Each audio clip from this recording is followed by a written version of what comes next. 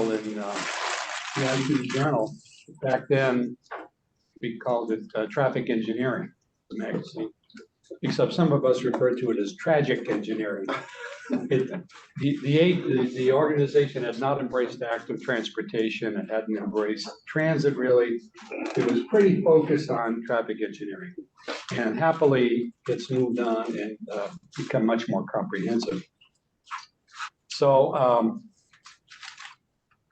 as time progressed, more information became available. I kept on putting a file together of something that I thought I would like to pull together as a presentation. And it wasn't until I actually retired a couple of years ago that I realized I now had the time to do that, because transit and transportation were hobbies of mine before they ever became a profession. And once I was no longer professionally involved, I was able to use my time for the hobby part of it again. So that's been kind of nice. So without further ado, let me go into the issue of why we drive on the right and others don't. So let me make sure I know how to do this. Okay, driving on the right, it's something that we all take for granted. We don't even think about it until we go to a place where they don't drive on the right. And then it's really incumbent on us, whether we're pedestrians or drivers, to think about it consciously, because it's so easy to revert back to the old pattern. I thought this was very interesting, something that the UK Ministry of Transport. Visitors are informed that in the United Kingdom, traffic drives on the left side of the road. In the interest of safety, you are advised to practice this in your country of origin. I love a bureaucracy that has a sense of humor. British humor, love it. All right, so who drives on the right and who on the left? About 167 nations drive on the right, 75 on the left. So twice as many nations and about twice as many people drive on the right than on the left. Or you can say 2/3 of the world does it one way, 1/3 does it the other. Ironically, left-hand driving would have been the actual preferred mode for reasons I'll get into. And those reasons all revolve around right-handedness. 90% of the human population is right-handed, and they always have been. We know that from the wear patterns of stone tools and other clues like cave paintings, where people made stencils of their hands. 90% of the hands are left hands, which means their work is done on their right hand. But that doesn't answer the question. It's mostly right-handed. Why doesn't everybody drive on the same side of the street? So that's where the involved story becomes. So I'm going to talk to you a little bit about roadways themselves and about the things that use roadways, how rules of the road were codified and developed, the impact of the automobile in all of this, recent shifts that some countries have made from one side of the road to the other, what happens at borders when a right driving country abuts a left driving country, and some of the oddities about right side or left side driving. So we'll start with the roadways. For most of human existence, this was a road. They started many times as tracks that animals followed to find water or salt, and then humans followed those tracks to find the animals, and they became worn pathways. There were civilizations that developed substantial roads, but they were few and far between. For the most part, this was a road. And this is the way our country would have looked, say, in the 16th, 17th centuries. Or like this. Remember that? And as a result, when you really had to move something, you didn't use a road. You used the water. Waterways were much more reliable. And that's therefore towns and cities grew up near water. And by the 16th, 17th centuries, if you weren't near water, you could build a canal to make you near water. So water was still a preferred medium of transportation. It wasn't until the late 18th, early 19th centuries that roads became developed. They finally discovered the macadam road, which was a way of pounding rocks into small pieces, compressing earth and then putting the rocks above it. Even later, they discovered that if you covered those rocks with tar, you had a better surface, and they called it tar macadam, or tarmac for short. But originally, a macadam road was just the rocks. And that allowed turnpikes to be built, which were privately owned ventures, very straight rights of way, and made travel on roads easier. But we're kind of jumping ahead, because going back to, say, the 1800s, 1700s, this is kind of what you would expect if you were a traveler. So who used those roads?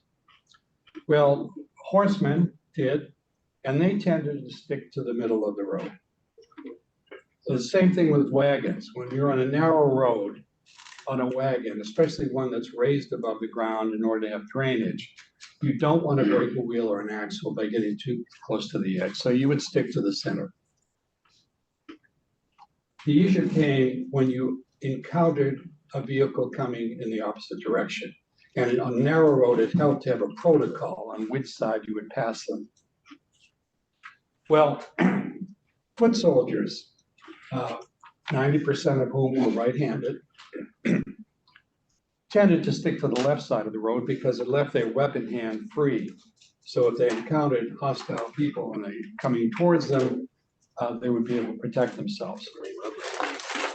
In Japan, a similar tradition developed for a different reason. The samurai warriors had very long scabbards for their swords. And if they passed each other on the right, the scabbards might cross. And that was a provocative act that could lead to unnecessary warfare.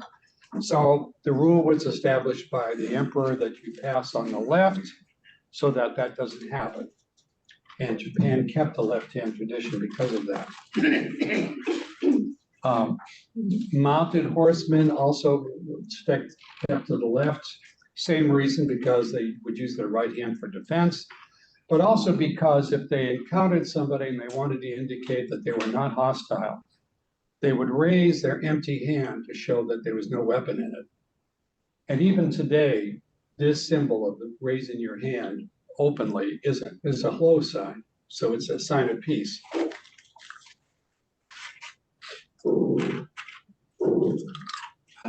Let's see, something is not working.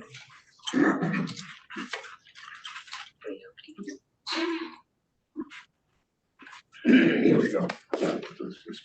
For right-handed people, it's natural to mount a horse from its left side. And that's the way it's been for a long time. And so when you mount a horse on the left side, you find yourself on the left side of the road, and you tend to continue in that direction. And if you want to go the other way, you would wheel your horse around, and on a narrow road, you'd find yourself on the left side of that one. So this was even reinforced by mounting blocks, which were aids to help you get on the horse. And they would be on one side of the road, the left side, as you proceeded away. So all of these were reinforcing left-hand circulation. But there are a few other trends for right-handedness, and one of them was, I mentioned warriors being on the left side, but if those warriors carried shields, they would want to be on the right, so that their protected side was facing a potential enemy. Likewise, if you were leading a horse, which often happened with pack animals, a right-handed person would stand on the left side of the horse, and they would tend to walk on the right side of the road to buffer that horse from oncoming traffic. When wagons came along, that kind of complicated the situation. In England, where they had relatively small wagons, they had one set of conventions, as opposed to the United States and countries like France, which used larger wagons. When you have a small wagon with a small team of horses, or even a single horse, the advantage is for you to sit on the right side of that wagon to steer it. You would use your right hand for the whip. If you had to push the whip back, it wouldn't hit anybody in back of you. And so therefore you would be on the right side of the wagon. In the United States, where they have very large wagons, often you didn't even sit on the wagon. You sat on the horse that was the left rear horse, and you were called a postilion in that situation. You whip with your left hand and you control the horses with your right hand because that was closer to the center line of the horses. So on a narrow road, if you encountered somebody coming the opposite direction, if you were in England, you'd stick to the left because you're sitting on the right side of the vehicle and you want to make sure that your wheels don't get encumbered with the wheels of the oncoming vehicle. Whereas in the United States and France, you would stick to the right because you'd be sitting on the left, and therefore you wanted to do the same thing, protecting your wagon from breaking an axle or wheel. So there were these two different traditions. People kept to the left when they were walking, or if they were horseback riders, they had an English-style wagon or a carriage with a single lane of horses. They tended to stick to the right when passing someone if they were leading a horse, or if they were postilion, or if they had any kind of large wagons in the United States or continental Europe. It took a while to make these traditions into rules. One of the first published sets of road rules was something called a Sachsenspiegel in Saxony, published in 1220. And they used what was called the right and might convention. Basically, pedestrians yield to horse riders yield to wagons, empty wagons yield to full wagons. Didn't say anything about what side of the road you pass on, but it was an attempt to at least make rules out of these traditions. Maybe the first traffic engineer was a pope. Pope Boniface VIII declared 1300 to be a jubilee year and encouraged pilgrims to come to that city. And they came, 200,000 of them. And anticipating that, he decreed that one of the bridges leading into Rome should have left-hand circulation because he knew it was going to be very crowded and congested. Well, the rumor spread through Europe that all roads leading to Rome should have left-hand circulation. And essentially, that became a tradition throughout Europe. The first actual law about that was the London Bridge Act of 1756. London Bridge had a narrow roadway, and you can see that there are actually houses on it. And to ease congestion on the bridge, it was easier to have two flows of traffic, one in each direction, and it was a left-hand flow. In 1772, all of Scotland agreed to have left-hand circulation. That was followed in 1835 by England itself, and the following year, Ireland. Closer to home, in 1792, the Philadelphia and Lancaster Turnpike was opened. 62 miles long, was the first hard surface road in America. And it was decreed that you should stay to the right on that road. In 1804, all of New York State declared that it was going to have right-hand circulation, and that was followed by New Jersey in 1813, Massachusetts in 1821, and the rest of the states followed. Oddly enough, in 1818, the national road was built between Cumberland, Maryland, and Vidalia, Indiana. And for some reason or other, they declared left-hand circulation. So the rest of the country is going to the right. On this national road, you stay to the left. It lasted that way until 1850 when they finally decided to push it to the right. I don't know the backstory of why they used left-hand circulation at that point. But again, if you were traveling on a road, you wouldn't encounter very many traffic coming towards you generally. So you stick to the middle, and you only worry about right or left when you encounter somebody. And if you were in one of the cities that had wide boulevards, people kind of did whatever they wanted to do. So there really was no side that was enforced.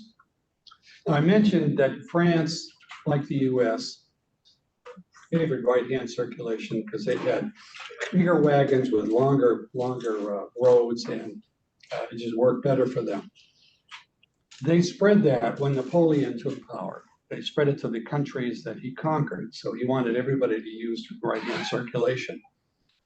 And even afterwards, other countries started converting, so there was more consistency.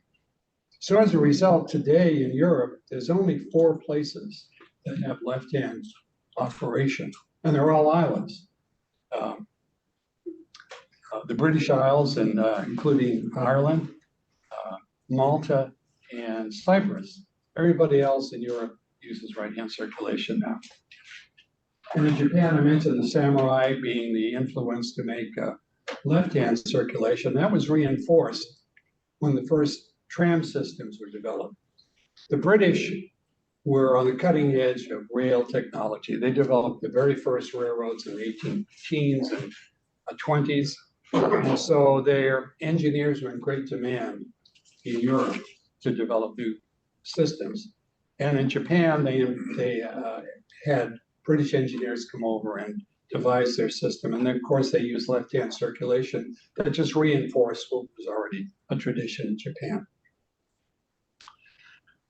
The impact of the automobile was on the fact that speeds were faster, there was more danger, there was a need for traffic control devices, which wagons never really had. And so it influenced or reinforced in some cases which side of the road people drove on. Very first automobiles, or what we could call an automobile, didn't have a steering wheel. It had a device called a tiller that you turn the front wheel. So you sat sort of in the center of the front seat. But pretty soon the tiller was traded out for a steering wheel. And that needed to either be on the right or the left because of the way it was interconnected. And so all the early cars had driving positions on the right, including the United States. It wasn't until Henry Ford came up with the 1908 Model T that the left-hand driving position appeared. And that was largely so that you could drop somebody off at the curb without them having to go into the traffic. So let's talk a little bit about that terminology. Up to now, we've been talking about left-hand traffic or right-hand traffic, which side of the road you drive on. If you talk about left-hand drive or right-hand drive, we're talking about the position in the vehicle of the driver and the steering wheel. So this diagram contrasts the left-hand drive position in the US with the right-hand drive position you would find, for example, in the UK. And you can see it's symmetrical around the central point. One interesting thing is the pedals. The foot pedals, of course, move to the other side in a right-hand drive car, but the order of the pedals stays the same.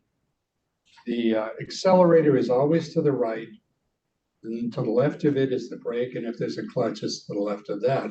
Now, I mentioned 90% of the US, of the world population is right-handed. It's actually about 88% with about 2% ambidextrous and about 10% left-handed.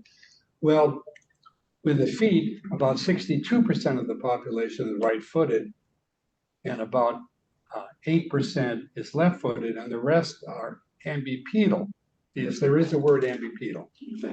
And so 92% of the population is adept at using the right foot for more complex tasks. So that's why the order of the pedals has remained the same. If you have right-hand circulation, as we do, it's a big advantage to have a left-hand driving position when it comes to passing a car, because then you can see what's going on up ahead. You're in a real disadvantage if you're in a right-hand drive position of your car because you just can't see. As a matter of fact, some people who own right-hand drive cars in a right-hand circulation country have a couple of mirrors mounted on it so that they can see through the reflection what's coming up ahead of them in case they have to pass. It's also, as I mentioned, more convenient to drop somebody off on the curb rather than in the middle of traffic. So there's a lot of things going for it. Sitting on one side of the vehicle, that's the opposite from the side you're driving on. There have been some recent shifts in driving. This is countries I showed you before that drive on the right or the left. But these are all the changes that have occurred over the years. Some never changed, many changed from right to left.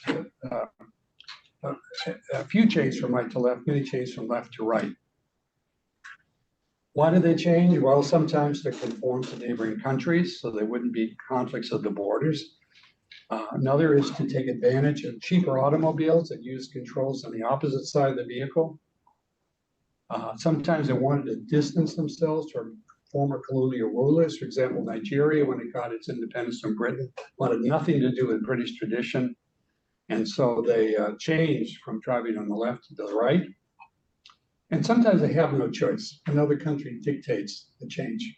So let's look at some examples.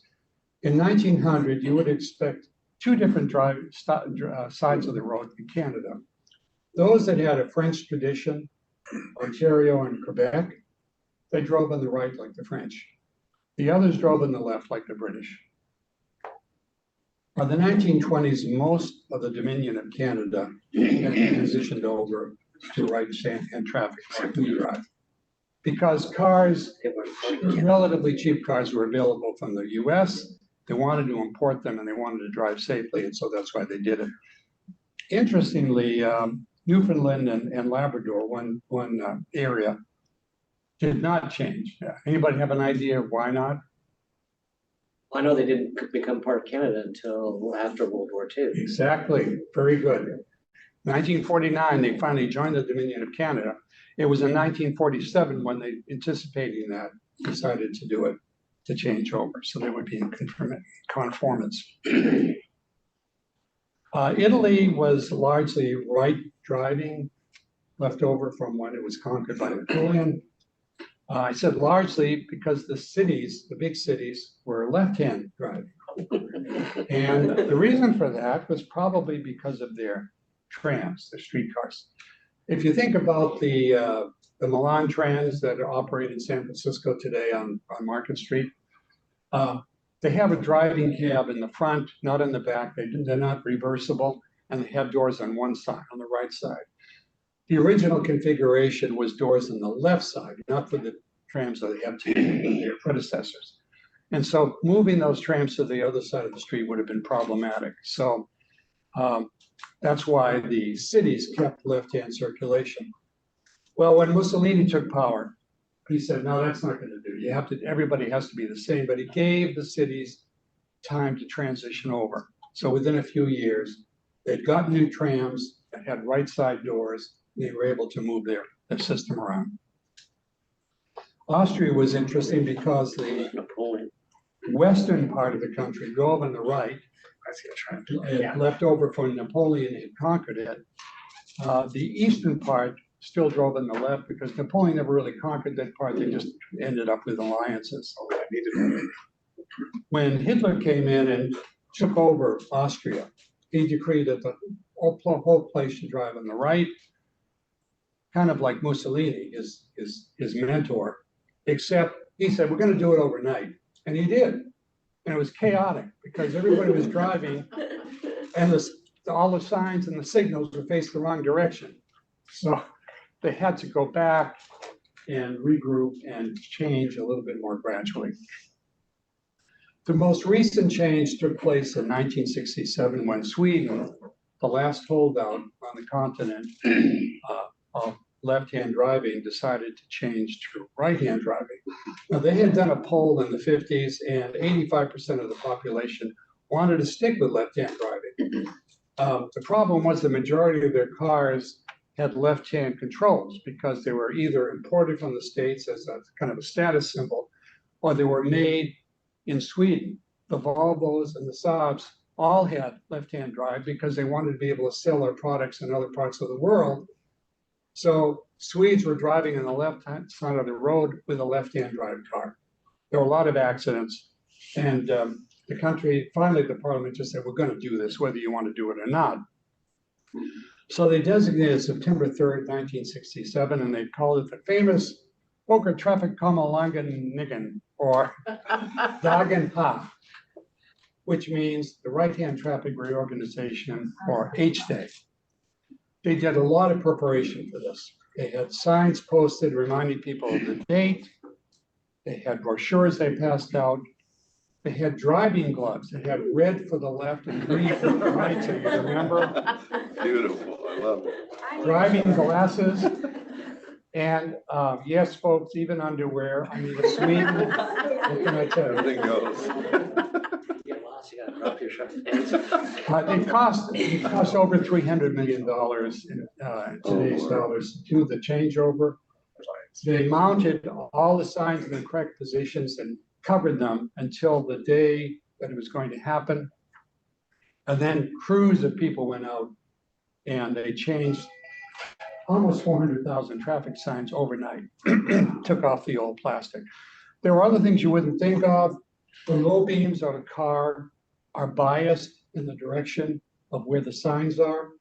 And if they left them biased towards the left, then they would blind oncoming drivers when they made the right turn. So they gave you little stickers to put over part of your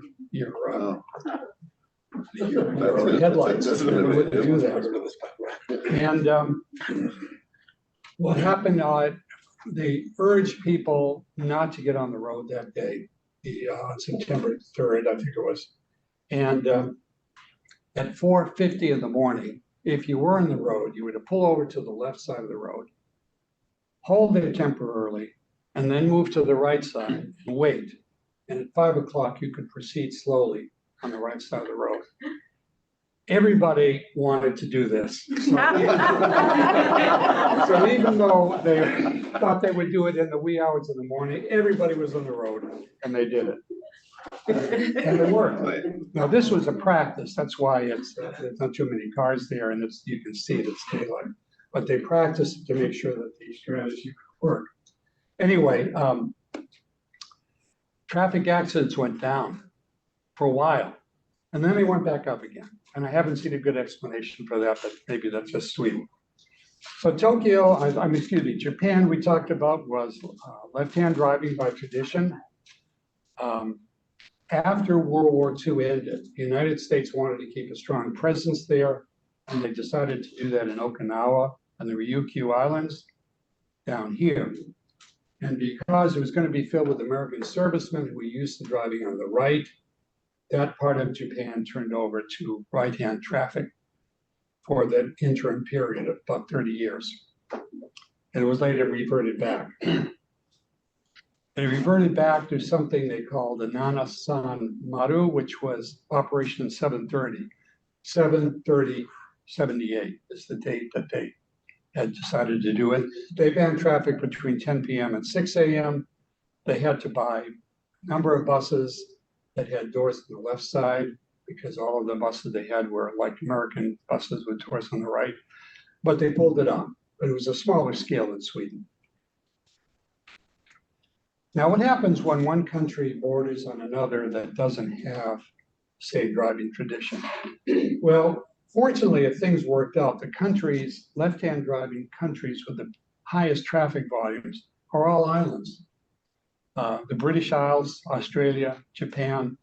So they don't have to worry about bordering on another nation. But there are some countries that do. So I'm going to talk about three of them. One of them is Thailand. Thailand drives on the left. They're bordered with Cambodia. Cambodians drive on the right. So there's a very simple technique they use in the small border crossings, like this one. The border patrol simply stops you, checks your papers, and then directs you to the other side of the road. There's so little traffic, it's not a big deal. In another part of the country, there's more traffic, but still, as you can see from the road, not a lot. There you go through a crossover arrangement so that when you're coming from the right in Cambodia, you pass over to the left in Thailand. And it's just a simple intersection with stop signs. In South America, the only two countries with left-hand circulation are Guyana and Suriname. That's the former British Guiana and Dutch Guiana. They don't have borders with anybody else that can be crossed by road because all of this area here is really thick jungle. And so really there are no places where you can cross from one country to the adjacent one, except for here. There's a bridge across a river. And that one, they've used a similar technique of the crossover, except this one is grade separated. So the traffic coming from the right in Brazil would cross over the traffic coming from the left in Guyana. The third example, and the most elaborate maybe, is Macau, a former Portuguese colony in China. When Macau was established, Portugal still had left-hand circulation, so they kept that even after Portugal itself changed to right-hand circulation. And it's still that way today. So what you do there is you go through kind of a half cloverleaf, and you find yourself ending up on the left side of the road when you enter Macau. Traffic leaving Macau does the opposite, and they end up on the right side of the road in mainland China. There are a few oddities with right and left side driving. Here's a view of a city in France, and as we said before, France has a tradition of right-hand circulation. But what you probably wouldn't notice on this picture is that the trains do not. Trains have left-hand circulation. The reason back with the French and the British, when they went over to help the French establish railroad systems, they used their own left-hand circulation. Why they couldn't do a train on the right side, I think they're just trying to stick it to the French. That rivalry. And probably many of you have ridden in the Paris Metro and never realized trains are going the opposite direction as you might have expected, especially when you're in a tunnel and you're not looking at the context of it. Matter of fact, when you look at rail operations worldwide, there's not a lot of consistency. Some countries have most of their rail on one side and some of it on the other with various percentages. Air and maritime traffic tends to keep to the right. Pedestrians, well, I took the upper left picture in Brisbane, Australia, and you can see most people, as you would expect in a left driving country, are sticking to the left. It almost even looks like a white line down the sidewalk, but there's some exceptions you can see. The other picture was taken on Market Street, and people are all over the place. In fact, I think it's the shadowing of the street that tends to make people walk from one side or the other. If it's a hot day, they want to be in the shade. If it's cold, they want to be in the sun. How about revolving doors? The US and continental Europe, you stick to the right and you go through a counterclockwise door. In Australia and New Zealand, as you might expect, you stick to the left and it's clockwise. In the UK, it could be either one. I guess you just follow the person in front of you. They'll get stuck in the middle. Okay, here's a question for you. Where in the United States of America can you drive on the left side of the street? Matter of fact, you have to drive on the left side of the street.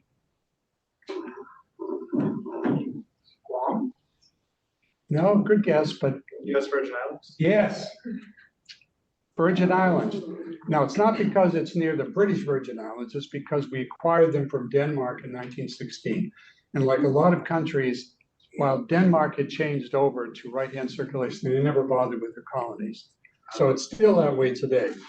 Trouble is, the cars are all imported from the States, so people are driving them from the left side. One other question for you before we wrap up. Where in the United States can you find people driving on the right side of their vehicle? Go outside. Yeah, everywhere. Everywhere where you see mail trucks, mini trash trucks have right-hand drive, just because of the logistics of those jobs. So that's why we drive on the right and others don't. Thank you.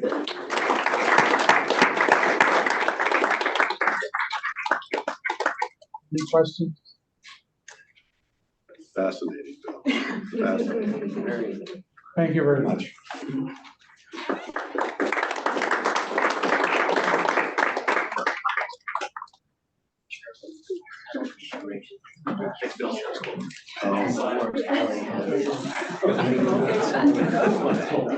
Oh, really? Accelerated in the middle? All right, so I think that is it for today.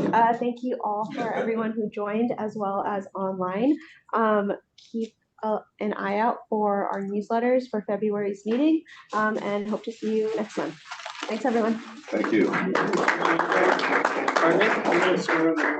Please take more food.